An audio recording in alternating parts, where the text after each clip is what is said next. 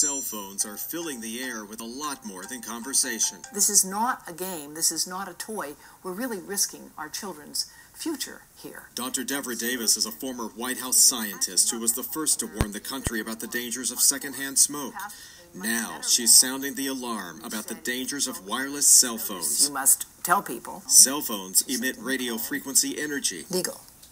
Then you go to RF exposure. A form of low-level radiation, which Davis believes should be of the highest concern. This is just the actual exposure that takes place when a phone is held to the head. Davis says the radiation emitted from phones will have twice the impact on a child's brain than on an adult's. This is the adult.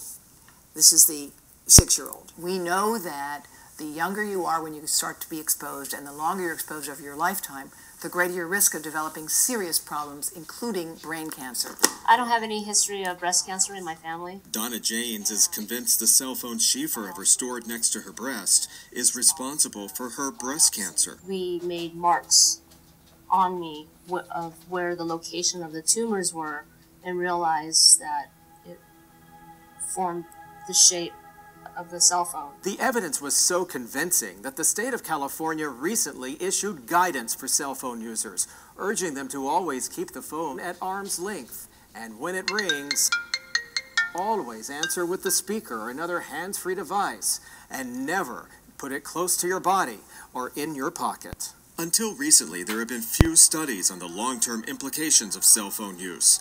But in Chicago 4 years ago, the National Institutes of Health launched a sweeping study.